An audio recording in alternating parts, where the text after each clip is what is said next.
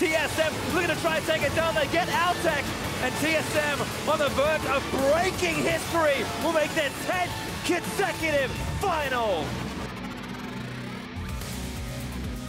Hello everyone and welcome to LCS tonight. And we finally have our two combatants in the finals. Hi everyone, I'm Daniel Deacon Gonzalez, and joining me are the biggest brains in the room, is Kobe and is Irene. How's it going, gentlemen? As long as you know it, man. Yeah, you know what? That's the only way to introduce you guys. That's how it should be every time from here on out. Let's go ahead and get things started by taking a look at the bracket. We finally have our teams set with TSM and Immortals going to the finals after their victorious victories over their opposition, with the third place match being Counter Logic Gaming and Team Dignitas with championship points on the line. Super excited for this matchup. I mean, the two first place teams going head to head, especially with how they performed in their semifinals matchups, it really does put a lot more anticipation on who's actually going to take away that #1 spot. Yeah, and that's the thing, is they split so much during the season, 1-1 in terms of their matchups, both tied for first, and the third tiebreaker had to come in, which was game record. So they're incredibly close, and it was really kind of like Immortals near the top for most of the season, and then TSM coming in at the end and just being like, oh, we edged you out because of game record. So that's a little bit of revenge there for Immortals. But like Kobe said, the way that these two teams have been playing, they're definitely the #1 and 2 teams right now.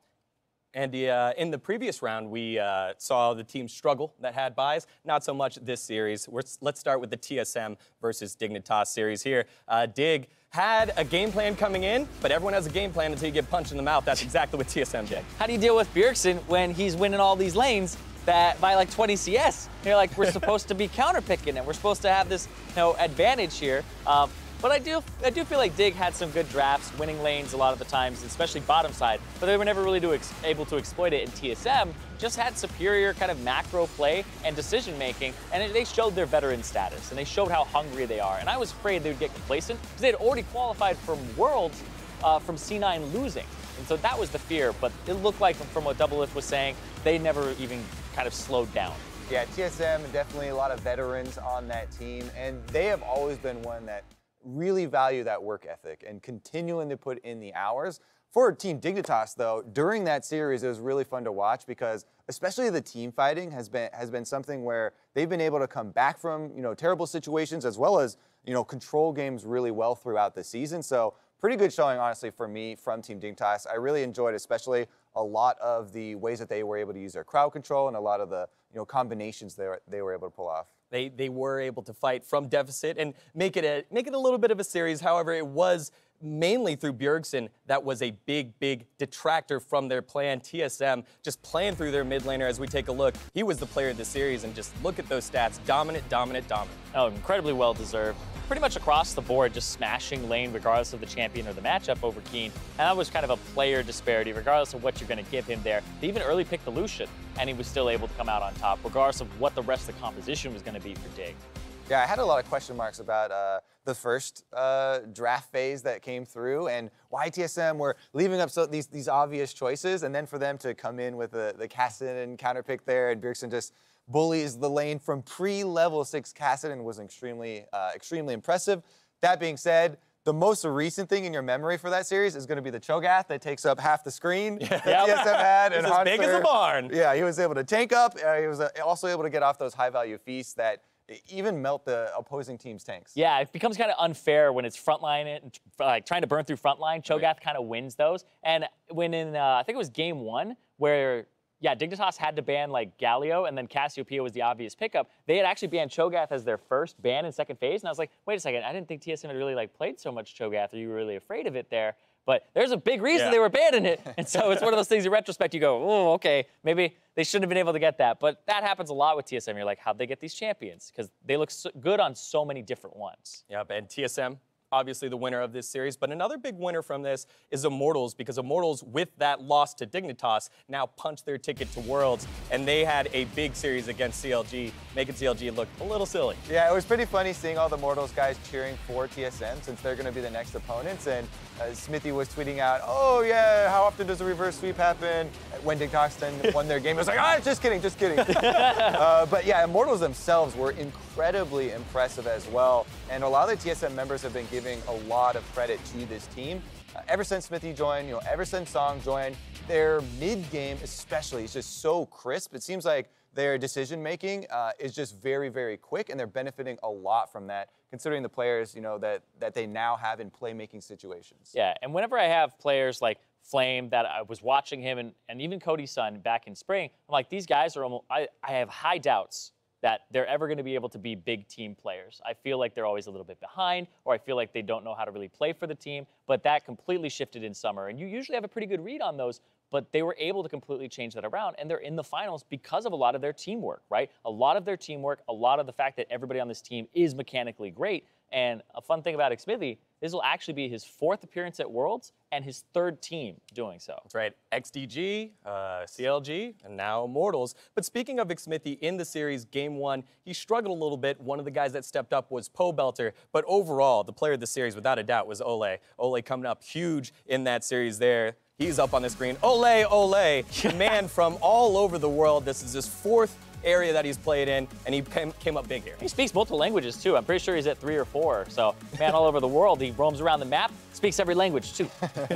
He was definitely one of the big initiators for the team, but as well, the Tom Kench on your screen there for the final game.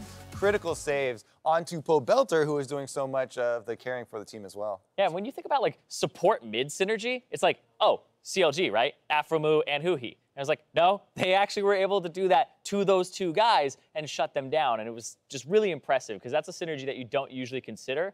And it's one of the more important ones right now when the support gets freed up with those playmakers. Yep, and speaking of Pobelter, let's go ahead and take a look into the finals. We'll start off with a little bit of a piece that we had here from Pobelter. He had a couple of words. He didn't mince his words. Let's take a listen. All right, well, you go to Boston. You're in the finals next week. Who do you think you're going to play against? It doesn't matter because we can beat both of them. Yesterday, Immortals Pobelter had some words to say. He said that he felt very confident in going against anyone next week in the finals. What do you have to say to that? The last time Pope won the finals, I carried him, so I think we're gonna beat Immortals in the finals. You can see it in his eyes. As soon as she asked the question, I already knew what the answer was. You can see that little glimmer. Well, Double Lift had a slow start to the season. He played the humble card a little bit. There was a little bit of hesitation there. I was like, maybe he'll go humble, a little bit easy on his former teammate, not so much. Yeah, because Double Lift, I remember him having the philosophy like a year ago where it was like, you got to be good to be able to talk trash, right? You got to be able to back it up. And people were like, where's the Double Lift trash talk? When's it coming back? And now that he's kind of got his groove back, because after that break he took in spring, he kind of had that phase where he kind of eased back into it, felt he got a little rusty from just playing solo queue and streaming, but now he seems like he's back on top. Now he got the skills, he's got the mouth. Let's go ahead and take a look at the showdown here between these 2 teams. Stats have been a thing, but these 2 have been the dominant 2 throughout the season, and they deserve their spot in the finals here. Yeah, and one of the big differences here is the towers at 15. We keep talking about Immortals in the mid game, and them taking down those defenses so early and opening up space for Ole to roam with Smithy has kind of been the hallmark of this team during summer. Yeah, in terms of the stats that they're #1 in, they're #1 at gold difference at 10 minutes and 15 minutes on Immortals side, and Smithy is #1 in first blood participation. So him roaming around the map and that jungle change they made coming into summer has paid dividends for them, as well as the map play overall. So that's a lot of numbers there, but coming into this matchup against Dignitas, TSM's bot lane was kind of focused a little bit. You can't not talk about these 2 teams without talking about their bot lane. Is that where you think a lot of the battle will be coming into, or is there somewhere else that you're looking at in a matchup type scenario? I actually would be paying more attention to how the supports and junglers are working together than even the supports and AD carries. Yeah. Double F did talk about it in his interview. It was like, they're not even that good in 2 versus 2. They just had the jungler the whole time. Yeah. But that's kind of what it's developing into,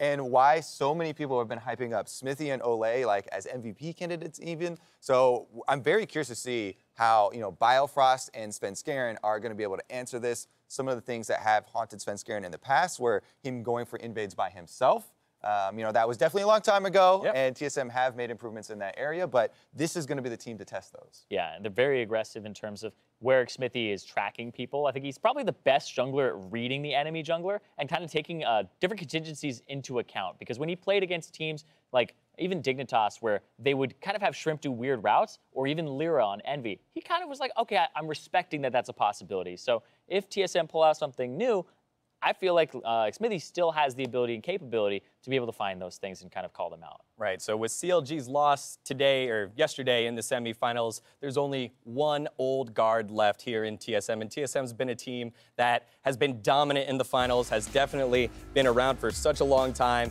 They've been in every finals, and championship after championship, they still find a way to make it back. Yeah, they've been in 9 finals. They have won 5 of them, and now they are in their 10th final. That's incredible in terms of a win rate. 50% win rate coming in would be insane. For sure, and even SKT hasn't been to every single final. It took them a while, but TSM has well been said, synonymous. D-God. I agree. SKT, not as good as TSM better? Okay, I can see where you're going. Yep, well, now that we're bringing in the Worlds page, let's take a look at the teams that have already qualified for Worlds. We have the CLS. Oh, this is the play-in. Sorry about that. We have Chaos Latin Gamers, Fenerbahce Esports, Rampage, Leon Gaming, and Young Generation from GPL. Since GPL was able to go ahead and pick up that secondary spot, we've seen Rampage and Leon at MSI, and Fenerbahce has the key that I think that a lot of people don't talk about. Thaldrin. Thaldrin, this is his 3rd international event. He's been the man for Fenerbahce. Any of these guys jump out at you as contenders here for another spot at Worlds? Well, the big thing is that the Worlds format changed slightly where we have that play-in. So the 3rd seeded North American team, there's going to be some other ones in there as well where you do have to fight for your place right from the get-go. Korea, I believe, is one of the only regions that gets all 3 of their teams immediately in. So I'm looking at those big regions to kind of, we've seen a lot of those play-in teams before kind of try to step up, and there's a reason that the major regions come out on top more often than not. But Gigabyte Marines, yeah, those Gigabyte are the ones. Marines. That's what I was going to say, because they actually have called out TSM on Reddit. There was an interview earlier. They wanted to play TSM again, so those are definitely the high points, because they actually showed up and took games off of those top teams that we've seen from the major regions. Yep, one of the first times that we've had that where it was fully competitive and almost knocking out TSM in the play-ins. They went to all 5 games. TSM obviously snuck in there, made it to the group play of MSI along with Gamma. And because the Gigabyte Marines had the performance they did at MSI and were one of the top 6 teams, they do automatically get into Worlds and don't have to go into the play-ins. So we will be seeing them. And there is a possibility that you have a group that has Gigabyte Marines, TSM, maybe SKT sliding in there because they're not number 1 seed. It could be pretty cool. Yep, and one of the great things about the play-ins, those storylines that we get from the Cinderella players. But with that, that's going to do it here from us. From behalf of myself, the casters, and the entire live broadcast crew, thank you so much. And we'll see you all Boston for the 3rd place game and the finals.